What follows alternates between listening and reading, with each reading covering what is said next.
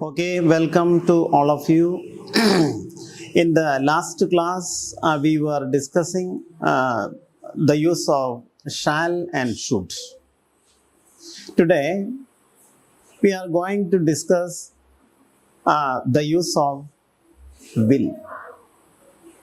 Another auxiliary verb commonly used in English, that is the use of will.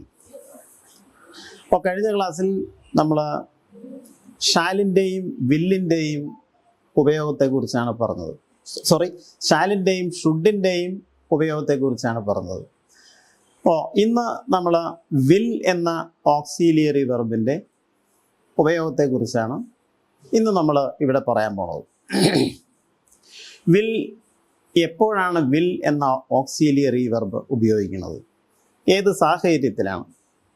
Shall പോലെ തന്നെ future tense form ചെയ്യാൻ ഉപയോഗിക്കുന്ന ഒരു auxiliary വെർബാണ് വിൽ. പക്ഷേ വിൽ സാധാരണയായി സെക്കൻഡ് ആൻഡ് തേർഡ് പേഴ്സൺസിൻ്റെ കൂടെയാണ് ഉപയോഗിക്കാറ്. Will is normally used with second and third persons. അപ്പോൾ സെക്കൻഡ് ആൻഡ് തേർഡ് പേഴ്സൺസിനോടൊപ്പം ഈ വിൽ ഉപയോഗിക്കുമ്പോൾ അത് ഒരു സിമ്പിൾ ഫ്യൂച്ചറിറ്റിയാണ് കാണിക്കുന്നത്. സിമ്പിൾ ഫ്യൂച്ചറിറ്റി എന്ന് പറഞ്ഞാൽ അടുത്ത് തന്നെ തീർച്ചയായും നടക്കാൻ സാധ്യതയുള്ള ഒരു കാര്യം, അതിനെയാണ് സിമ്പിൾ ഫ്യൂച്ചറിറ്റി എന്ന് നമ്മൾ പറയണത്. അപ്പോൾ തൊട്ടടുത്ത് തീർച്ചയായും നടക്കാൻ സാധ്യതയുള്ള, നടക്കാൻ പോകുന്ന ഒരു സംഭവത്തെക്കുറിച്ച് പറയാനാണ് നാം വിൽ ഉപയോഗിക്കുന്നത്. അപ്പോൾ വിൽ സെക്കൻഡ് ആൻഡ് തേർഡ് പേഴ്സൺസിൻ്റെ കൂടെ ഉപയോഗിക്കുമ്പോഴാണ് അത് സിമ്പിൾ ഫ്യൂച്ചറിറ്റിയെ കാണിക്കുന്നത്. ഇവിടെ നോക്കൂ, the train will leave at 7:30 PM. The train will leave. അല്ല, ട്രെയിൻ എന്നുള്ള ഈ സബ്ജക്റ്റ് ഒരു തേർഡ് പേഴ്സണാണ്. അതിനോടൊപ്പം വിൽ ഉപയോഗിച്ചിരിക്കുകയാണ്. വിൽ എന്ന ആ ഓക്സിലിയറിക്ക് ശേഷം നമ്മൾ വെർബിൻ്റെ ആദ്യത്തെ ഫോമേ ഉപയോഗിക്കാവൂ. അത് നിങ്ങളോട് നേരത്തെ പറഞ്ഞിട്ടുള്ളതാണ്. എല്ലാ ഓക്സിലിയറി വെർബ്സിനും ശേഷം നമ്മൾ മിക്കവാറും മോഡൽ ഓക്സിലിയറീസിന് ശേഷം വെർബ് ഉപയോഗിക്കുമ്പോൾ വെർബിൻ്റെ ബേസ് ഫോം അല്ലെങ്കിൽ V1 അതേ നമ്മൾ ഉപയോഗിക്കാൻ പാടുള്ളൂ. ഇപ്പോൾ ഇവിടെ നോക്കാം, the train will leave at 7:30 PM. ആ ട്രെയിൻ വൈകിട്ട് 7:30 അത് അവിടെ നിന്ന് പുറപ്പെടും. ഈ സെൻറ്റൻസിൻ്റെ അർത്ഥം എന്താണെന്ന് വെച്ചാൽ, അത് മിക്കവാറും ആ ട്രെയിൻ 7:30 തന്നെ പുറപ്പെടും. അതൊരു തീർച്ചയുള്ള ഒരു കാര്യമാണ് ഉണ്ടോ. അപ്പോൾ ഒരു തീർച്ചയായിട്ടുള്ള, സംഭവിക്കാൻ വളരെയധികം സാധ്യതയുള്ള ഒരു സംഭവമാണ് ആ ട്രെയിൻ 7:30 അവിടെ നിന്ന് പുറപ്പെടും എന്നുള്ളത്. നെക്സ്റ്റ് എക്സാമ്പിൾ നോക്കിയേ, he will be back in May. May മാസത്തിൽ അവൻ തിരിച്ചു വരും. അതും വളരെയധികം സാധ്യതയുള്ള, അല്ലെങ്കിൽ ഫ്യൂച്ചറിൽ, ഭാവിയിൽ ഒരു അവൻ തിരിച്ചു വരുമെന്നുള്ളത് ഉറപ്പായിട്ടുള്ള ഒരു കാര്യം കൂടിയാണ്. അതുകൊണ്ടാണ് ഇവിടെ വിൽ എന്ന് ഉപയോഗിച്ചിട്ടുള്ളത്. ഇവിടുത്തെ സബ്ജക്റ്റ് നോക്കുക, ഹി എന്ന് പറഞ്ഞാൽ തേർഡ് പേഴ്സണാണ്. അപ്പോൾ തേർഡ് പേഴ്സണോടൊപ്പം വിൽ എന്നുപയോഗിച്ചാൽ അത് ഒരു സിമ്പിൾ ഫ്യൂച്ചറിറ്റിയെ ആണ് കാണിക്കുന്നത്. Simple ഫ്യൂച്ചറിറ്റി means an action that is certain to take place in the future. ഭാവിയിൽ നടക്കാൻ വളരെയധികം സാധ്യതയുള്ള, അല്ലെ തീർച്ചയുള്ള ഒരു കാര്യം. ആ കാര്യത്തെയാണ് നമ്മൾ സിമ്പിൾ ഫ്യൂച്ചറിറ്റി എന്ന് പറയണത്.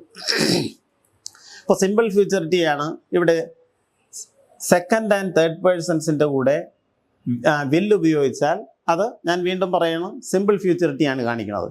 അടുത്ത എക്സാമ്പിൾ നോക്കിയേ, you will pass this time. You will pass this time. That means you will, it is this sentence means that it is certain that you will pass.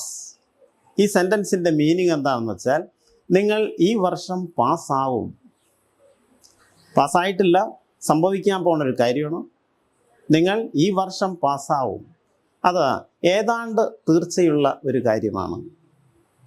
അതാണ്. അപ്പോൾ വില്ലിൻ്റെ സാധാരണ ഉപയോഗം ഇപ്പോൾ പറഞ്ഞത് വിൽ സെക്കൻഡ് ആൻഡ് തേർഡ് പേഴ്സൺസിൻ്റെ കൂടെയാണ് ഉപയോഗിക്കാറ്.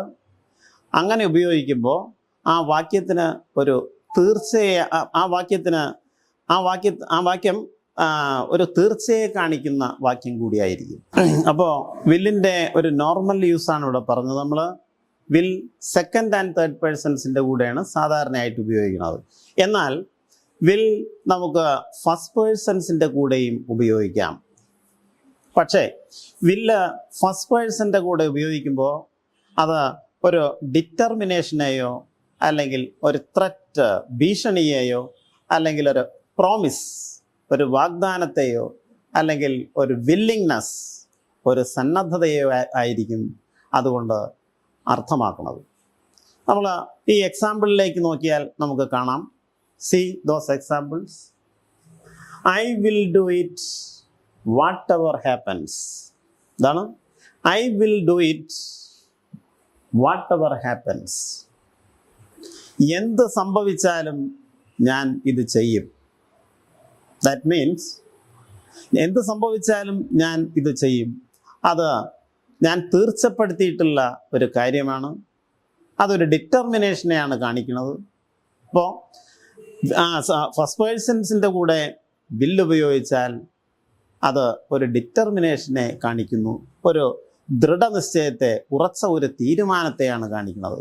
ഈ വാക്യം തന്നെ നമുക്ക് വേണമെങ്കിൽ ഇങ്ങനെ പറയാം, I will do it whatever happens. This sentence means that, ഈ സെൻറ്റൻസിൻ്റെ അർത്ഥം I am determined to do it whatever happens. എന്ത് സംഭവിച്ചാലും ഞാൻ ഇത് ചെയ്യാൻ തീരുമാനിച്ചിരിക്കുന്നു, അത് ഞാൻ ചെയ്തിരിക്കും. നെക്സ്റ്റ് എക്സാമ്പിൾ നോക്കി. We will not surrender.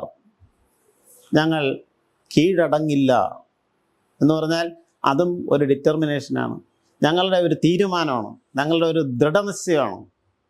അപ്പോൾ ഇവിടെ ഫസ്റ്റ് പേഴ്സണായ വിയോടൊപ്പം വില്ല് ഉപയോഗിച്ചിരിക്കുന്നു, ഫസ്റ്റ് പേഴ്സണായ ഐയോടൊപ്പം വില്ല് ഉപയോഗിച്ചിരിക്കുന്നു.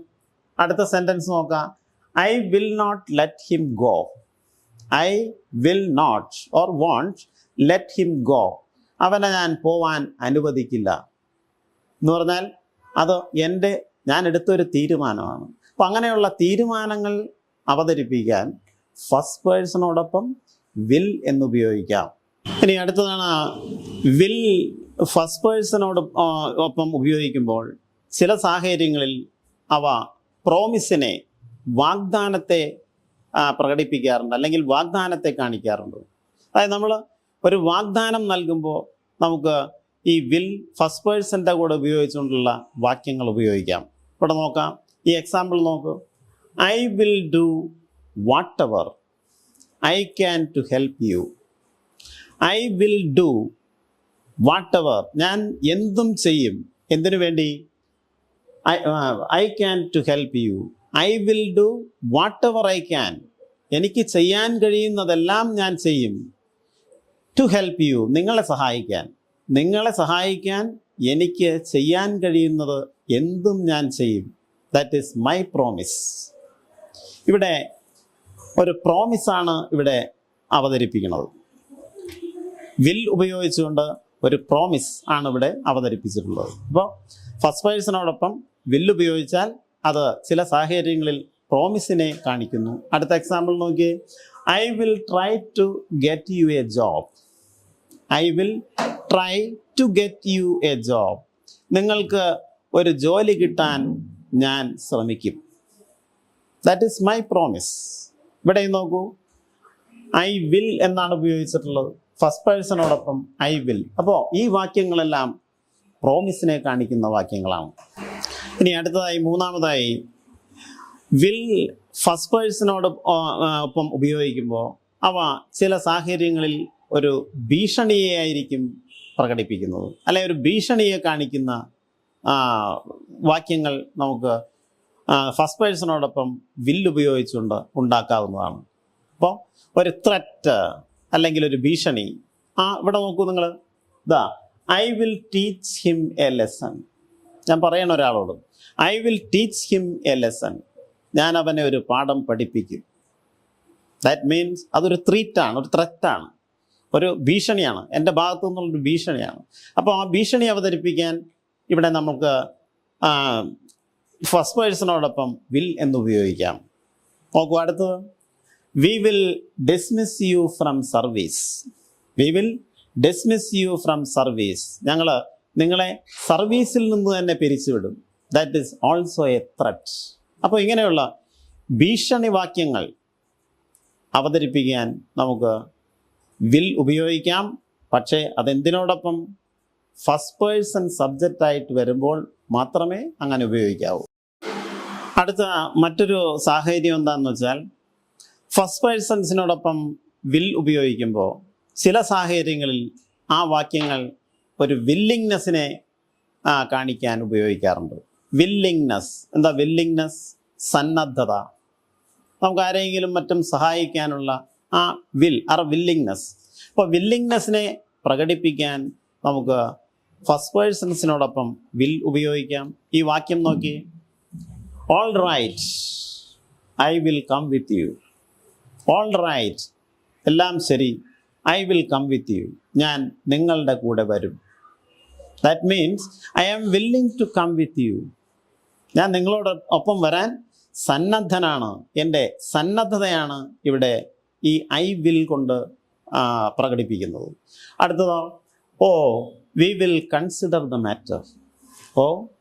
V will consider the matter, നമുക്ക് ആ കാര്യം പരിഗണിക്കാം, ഞങ്ങൾ ആ കാര്യം പരിഗണിക്കും, ഞങ്ങൾ സന്നദ്ധരാണ്.